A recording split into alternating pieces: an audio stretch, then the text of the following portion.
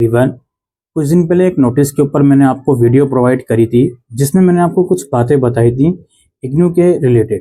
हमने आपसे ये कहा था कि अगर आप कोई ऐसी एक्टिविटी करते हो जिसमें आप किसी और का असाइनमेंट उठाकर खुद उसमें फ्रंट पेज वगैरह चेंज करके दे देते हो, या कुछ प्रोजेक्ट वगैरह बाहर से परचेज करके दे देते हो, तो ऐसी सिचुएशन में इग्नू आपको मार्क्स नहीं देगा।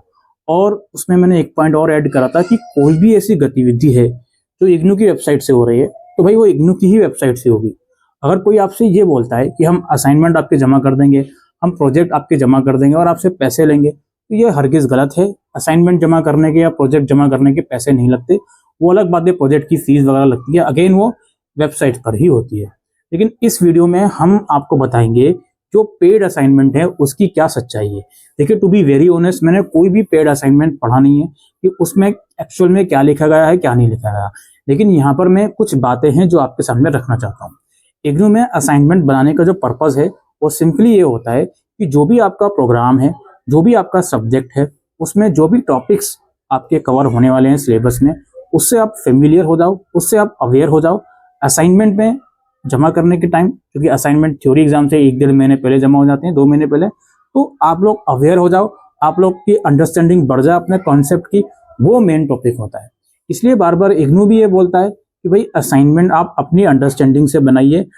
इग्नू का स्टडी मटेरियल पढ़िए, ऑनलाइन अवेलेबल है, या आपको बाय पोस्ट आ जाए, या अलग अलग रिसोर्सेज आजकल तो अवेलेबल हैं गूगल पर इजीली, उसे पढ़िए, या ट्यूटोरियल को समझिए यूट्यूब से। जब आपको चीज़ें समझ में आ जाएं, उसके बाद आप इग्नू का असाइनमेंट बनाओ। यहाँ पे सवाल ये आता है कि पेड असाइनमेंट सही है या गलत है। इस मुद्दे पे हम ना आके ये बात करेंगे कि भाई जो भी ऐसा बच्चा है जो पेड असाइनमेंट ले रहा है, वो मेरे कहने से ऐसा नहीं होगा, नहीं लेगा, उसकी मर्जी है, वो लेगा या नहीं लेगा, वो उसकी चॉइस है। मैं यहाँ पे इतना कह रहा हूँ कि अगर आप पेड असाइनमेंट ले रहे हो, उसमें से असाइनमेंट कॉपी करके लिख रहे हो, तो भाई ऐसी सिचुएशन में आपको ये पता होना चाहिए कि आप क्या लिख रहे हो। कहीं ऐसा ना हो कि पेड असाइनमेंट में जो असाइनमेंट के आंसर्स हैं वो उतने अच्छे नहीं हैं, क्वालिटी के नहीं हैं, और आप उसके जमा करके दे दो। फिर आप अपने आप पर इन फ्यूचर ये नहीं कह सकते कि मेरे को इतने कम मार्क्स क्यों मिले हैं, अगर आपने अंधाधुन वही सेम असाइनमेंट टिप टाप कर दे दिए हैं।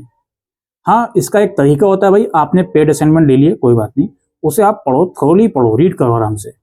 उसकी मदद से आप असाइनमेंट के आंसर लिख सकते हो, कुछ पॉइंट्स आप उसमें से उठा सकते हो और आंसर लिख सकते हो, उसमें कोई बुराई नहीं है।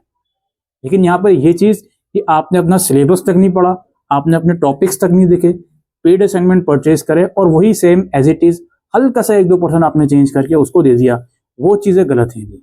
इस चीज़ को मैं आपको कहने आया था। तो जो भी आपका ये सवाल आता है कि पेड असाइनमेंट सही है या नहीं, ये डिपेंड करता है कि आप पेड असाइनमेंट का इस्तेमाल या पेड असाइनमेंट से जो मदद है वो किस तरह से ले रहे हो, उसको किस तरह से अपने आंसर उसमें से लिख रहे हो, वो ज़्यादा मैटर करता है।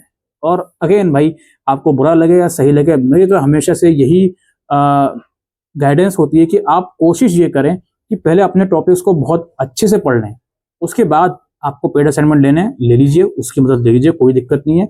लेकिन आपको टॉपिक पता होना चाहिए। बस इतनी सी मेरी इस वीडियो में रिक्वेस्ट थी। इस वीडियो को आप लोग शेयर कीजिएगा। अगर आपके कुछ क्वेरीज हैं, कुछ डाउट्स हैं, तो कमेंट सेक्शन में लिखकर पूछ सकते हैं। Thank you.